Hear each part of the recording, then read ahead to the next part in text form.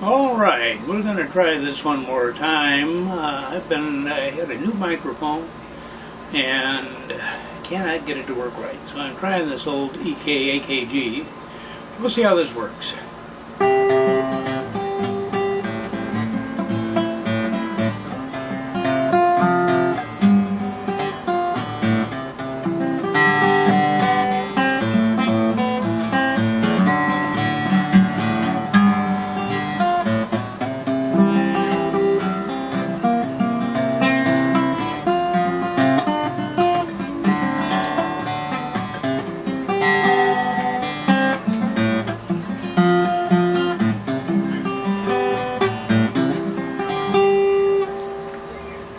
I'm sure everybody hopefully recognizes the basic changes there.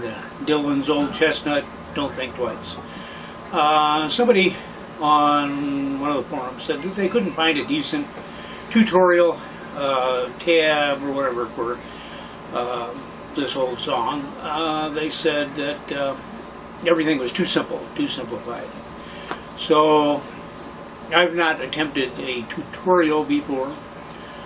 So I've been playing with this song on and off for a long time, so I thought I'd give it a shot. Forgive me if things are not perfect. I have been concentrating on fingerstyle jazz playing for the last 18 months or so I'm not really down with my finger picking. But I can probably get through here okay.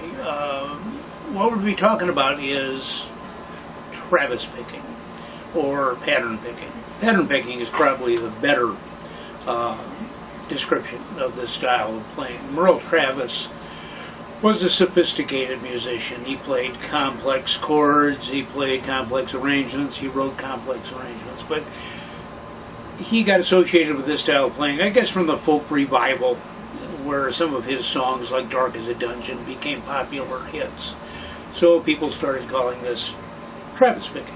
It's a nice tribute to Merle, but even if he didn't play that way very much.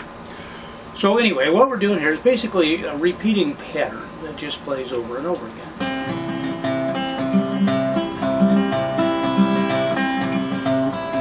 You can play a song that way. It's pretty boring, so most people spice it up a little bit with the usual kind of folk music embellishments that most people learn fairly early on.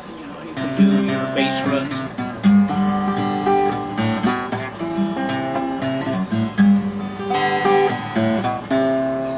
You can hammer on.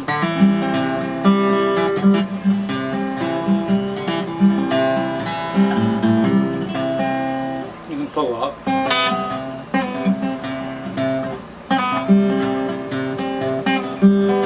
You can pull up if you've been practicing it for a while. Anyway,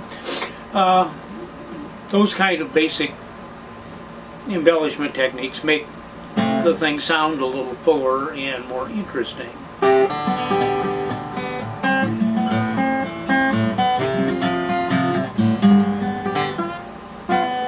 You can also vary that pattern. You don't have to be stuck with that. You can throw in a little like arpeggio type run.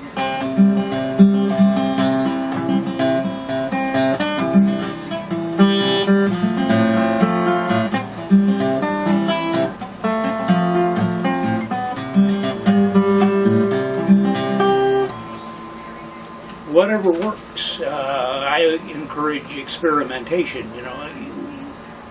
No matter how hard you try, if you try to play exactly like Bob Dylan and you get it down 100%, people are going to say, "Wow, you almost sound as good as Bob Dylan." It's a little better to sound like yourself, in my opinion. So let's examine this tune. It's pretty easy. It's in the key of C, the people's key.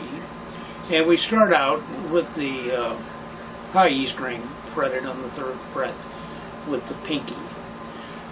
If you have not started playing these open position chords like the G and the C with the pinky here, please work on it. It's much easier to transition to chords in these in C and other keys, and it gives you a little work to make that pinky independent, which will be of great use to you as you get better and better.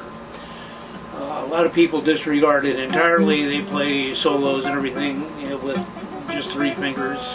It's much easier when you start to do 4. So we start out. Ain't no use to sit and wonder why. So it's C up to G, A minor. Ain't no use to sit and wonder why. It don't matter anyhow. That's the dreaded first position F chord. Side note on that. All beginners hate that first bar chord. You learn that first position F bar chord. If you're having trouble with that, like most people do, people on the forums will say, "Oh, you just got to practice more. You got to get stronger." Da da da da da da da. Take your guitar to the guitar shop and tell the man you want the action adjusted at the nut, because that's the stepping point for most beginners. Inexpensive guitars are shipped with kind of an average or too high action. Makes those first position bars really rough. Get the action adjusted. Joy. Your fingers will love you for it. Back to the song. Ain't no use to sit and wonder why they matter anyhow. Ain't no use to sit and wonder why, babe. Not another tricky chord. Not if you don't know by now. That is an A minor with an F sharp bass. 2nd fret, low E string. This one. It's a transition chord. Not if you don't know by now. When you stir chords. Okay. So there you go. That's the verse. Ain't no use to sit and wonder why, babe. Not if you don't know by now. Ain't no use to sit and wonder why, babe. Not if you don't know by now. Sit and wonder what's that? Okay, so that's the chorus. Again with the C in that position, but then we go to C7.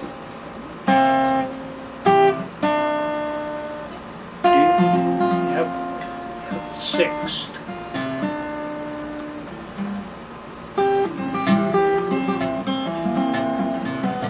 Once like a woman, child I told, gave her my heart, wanted my soul. Sometimes it's all right. Ain't no use to sit and wonder why. You don't know by now. Ain't no use to sit and wonder why, baby. Don't matter anyhow.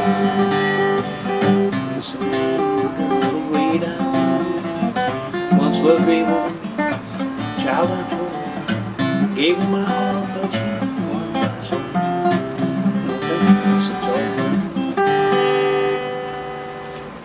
And that's it. That's a nice, fairly simple, but interesting sounding way to play those kind of songs. Let me give you one more little bit of advice here. A lot of guys will say, I want to learn to finger pick, I want to play fingerstyle, but I don't want to grow my fingernails out. People will look at me funny if I grow my fingernails out. They'll think I'm a sissy. Da-da-da-da-da-da. That's right. Okay, you don't need to grow your fingernails out. My right hand nails, my left hand nails. Not much different, right? About 1/16 of an inch on mine is optimal for me. I get a nice, clear, loud tone. What I'm doing is what classical guitar players do. I learned this years and years and years ago when I was reading Guitar Player, cover to cover. I was not a classical guitar player, but I read the column just for general information. It's a combination of flesh and nail that produces a clear tone. The nails are shaped and beveled to follow the contours of your finger. If you look on Google up nail care for classical guitar players. They will teach you how to do this in great detail. All you need is a good fingernail file, not a cheapie, not one of those steel things that comes on the back of a clipper. Buy yourself a good diamond file or one of these snazzy glass files they've got now. Carefully shape and bevel the nails.